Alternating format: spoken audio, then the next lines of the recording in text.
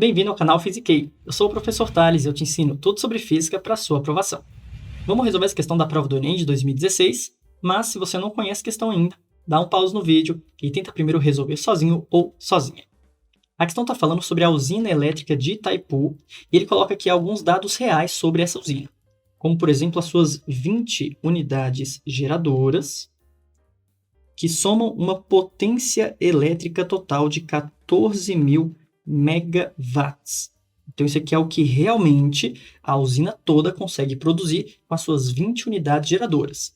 Você não sabe, o mega significa milhão, ou seja, 10 elevado à sexta. Então, na verdade, você tem que botar 14.000 vezes 10 à sexta watts de potência total produzida pela usina.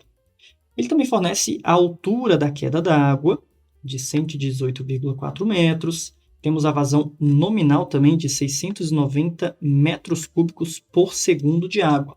E em seguida, ele vai te dar uma dica de como seria possível calcular a potência teórica. Então, toma cuidado aqui com essa diferença. Lá em cima, ele deu a potência total que realmente é produzida.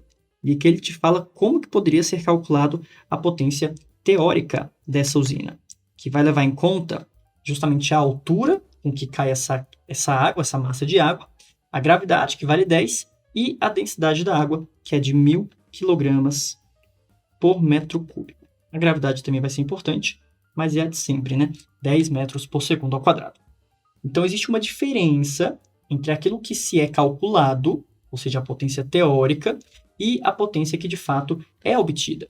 E aí ele fala então sobre a potência não aproveitada.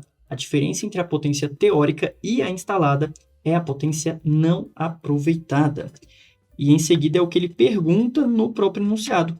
E aí, qual então é a potência não aproveitada em cada unidade geradora? Se ele já te deu a potência total no texto, você vai ter que então calcular a potência teórica para verificar a diferença entre as duas. E para te ajudar a entender isso, eu já trouxe um esqueminha bem legal sobre o funcionamento de uma usina hidrelétrica.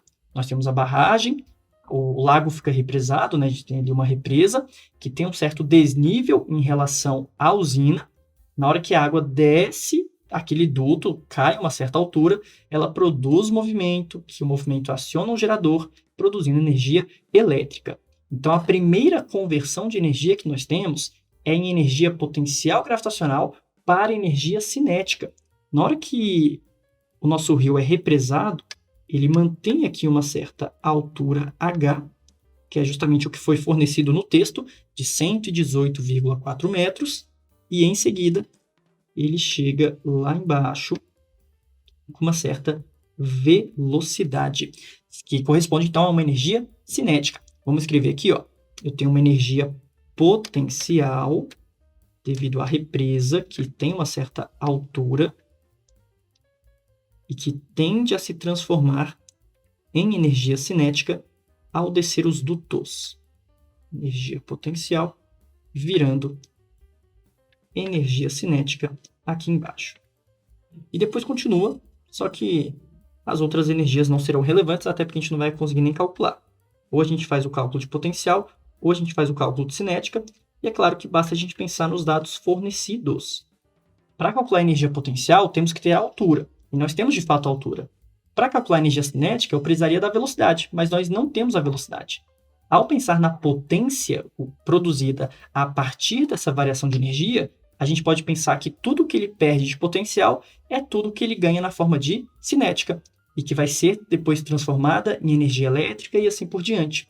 Por isso que a minha dica para você é, ao falar de potência, você sempre pensa na variação de energia. Naquele problema, naquele contexto, qual energia está sendo variada. Nesse caso, você pode pensar na variação da energia potencial, tanto na variação de energia cinética. Vamos escrever aqui para ficar bem organizado. Esse será o cálculo da potência teórica de uma unidade geradora apenas, cuja vazão é de 690 metros cúbicos por segundo. Potência teórica, e aqui entre parênteses, uma unidade geradora. Então vamos lá. O cálculo de potência vai ficar assim: variação de energia por um certo intervalo de tempo. ΔE sobre ΔT. Em que nessa variação de energia, eu vou colocar justamente a variação de energia potencial. Você sim vai se perguntar assim, caramba, mas quem que vai ser essa variação de energia? Tem questão que vai ser cinética, tem questão que vai ser a potencial. Em algumas questões, você vai ter que calcular, inclusive, o trabalho feito pela força. Eu poderia pensar nesse caso que é o trabalho feito pela força gravitacional, porque também vai dar certo. Por isso que a minha dica é você não ficar tão engessado assim na fórmula de potência. Não fique tentando decorar qual que é a fórmula de potência. Lembre-se que é sempre alguma energia dividido pelo respectivo tempo em que essa energia é transformada. Então aqui eu escrevo que nessa variação de energia eu busco a potencial gravitacional. E caso você não se lembre, essa energia potencial gravitacional é calculada por mgh, ou mg delta h, pensando nessa diferença de altura. Resultado vai ficar assim, ó. Potência mgh dividido por tempo. E pronto. Agora nós temos todos os valores para poder calcular essa potência teórica.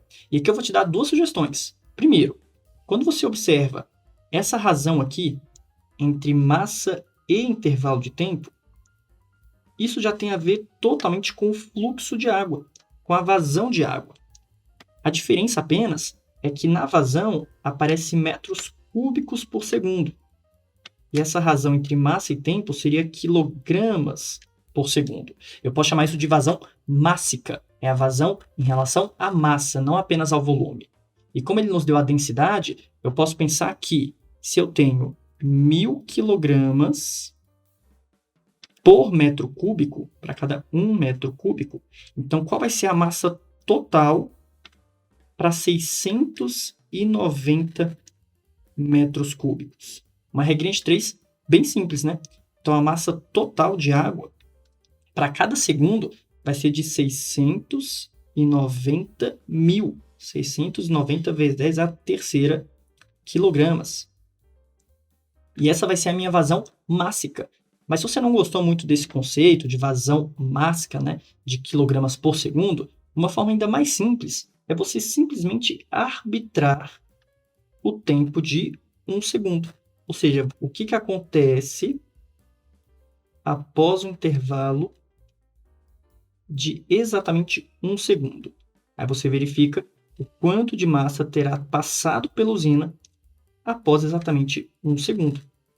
Tanto faz, vai dar na mesma, até porque quando a gente fala de 690 mil quilogramas por segundo, então depois de 1 segundo terá passado 690 quilogramas. Então, matematicamente, vai dar a mesma coisa. Resultado final, vamos colocar os valores todos e partir para a matemática. A potência fica 690 mil quilogramas, gravidade vale 10 e a altura 118,4. Tudo isso após 1 segundo de queda d'água. Bom, aí vem a parte complicada da questão, que é a parte matemática. Multiplicar 690 por 118,4 até dá para fazer, só que você vai ter que ir no cantinho da folha e perder muito tempo. A minha dica para você é, faça aproximações, mas tenha consciência de que sua aproximação não vai chegar no gabarito errado. Olhe para as alternativas e veja se faz sentido, se está tudo bem você aproximar. Olhando para as alternativas, a primeira opção é 0. Putz, se fosse 0, né, com certeza a gente não estava nem fazendo conta. A letra B já vai ser 1. Da B para C, já pulou 100 unidades. Foi mais de 100, né? Foi de 1 para 116. Olha a discrepância entre a B e a C. Aí depois de C para D já passa de 100 para 800. Depois de 800 para 13 mil. Cara, isso é muito bom, porque as alternativas estão muito afastadas entre si. Isso mostra que eu posso fazer o cálculo mais aproximado. Não preciso ficar tão, né, focado em fazer as contas exatas. E é por isso que eu já vou transformar o 118,4 em 120. Né? Eu vou aproximar para 120, que é a aproximação mais razoável, sem ficar tão discrepante assim. Logo, a potência fica igual a... Vou juntar as potências de 10, fica 690 vezes 10 à quarta, e o 118,4 vira um 120 para facilitar a nossa vida. Resultado, pega só o 69 que aparece aqui, com o 12 que apareceu ali. Talvez você consiga fazer de cabeça, caso contrário, vai no cantinho da folha e faz devagarzinho. 2 com 9, 18, sobra 1, 2 com 6, 12, com mais 1 fica 13, 1 com 9, 9, 1 com 6, 6. Soma tudo, 8, 2 sobe 1, 1 com 1, 2 com 6, 8, 828. E adicionando os zerinhos na potência de 10, fica 10 elevado à sexta watts. Caramba, perfeito! Esse 10 à sexta já é exatamente o que nós precisávamos, pois a gente quer a potência teórica em megawatts, para poder comparar com o que ele forneceu.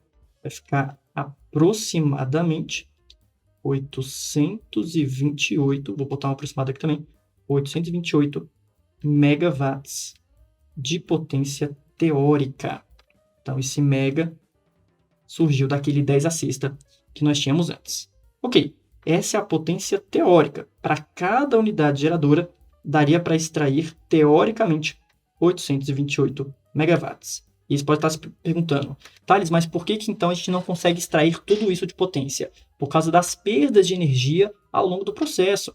Na hora da queda d'água, na hora de acionar a turbina, quando a turbina aciona o gerador e o gerador produz eletricidade, existem tantos mecanismos ali dentro que não é 100% da energia potencial que foi aproveitada. Então, é claro que no mundo ideal, no mundo perfeito, toda a energia potencial gravitacional da água se transformaria em energia elétrica. Só que, na verdade, quando a gente volta para os dados, não é exatamente assim que acontece. Vamos pegar os dados reais para poder comparar agora. Volta lá no texto e faz uma continha bem básica aqui comigo. Ele consegue 14.000 megawatts no total, só que a partir de 20 unidades geradoras. Regrinha de 3 comigo.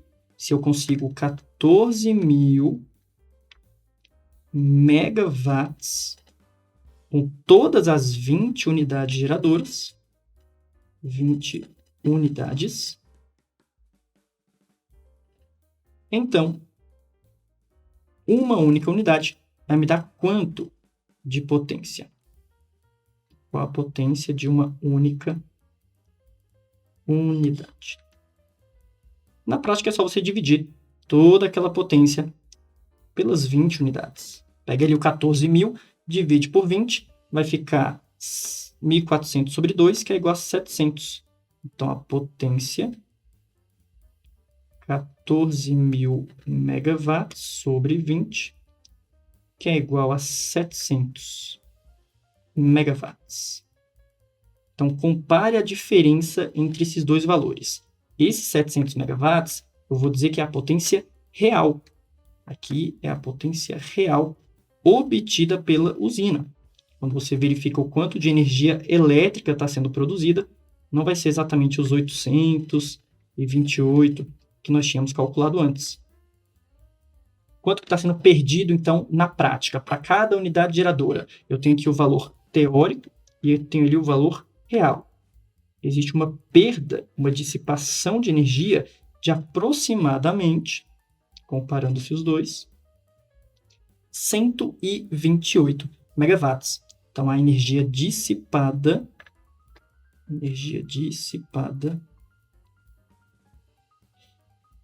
é aproximadamente 128 megawatts. Prontinho. Essa é a nossa resposta final da questão.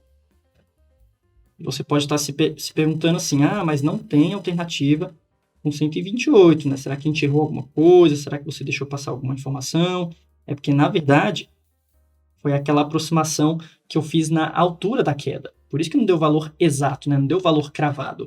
Só que é só você procurar o valor mais próximo de 128. Como as alternativas estavam bem afastadas, né? Estavam bem discrepantes uma da outra, aqui eu não vou errar a questão. Não é possível que aquela pequena aproximação vai pular de 128 para 800 ou para 1.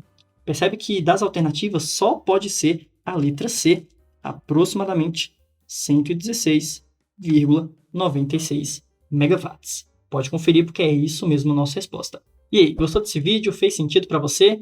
Então deixa o like, se inscreve no canal, comenta se tiver uma dúvida compartilhe esse vídeo, me siga também nas redes sociais para mais dicas, resumos de física. E se quiser um curso de física completo, começando do zero, com essa mesma didática que você viu nesse vídeo, então acesse meu site que eu vou deixar aqui na descrição. Muito obrigado e até a próxima!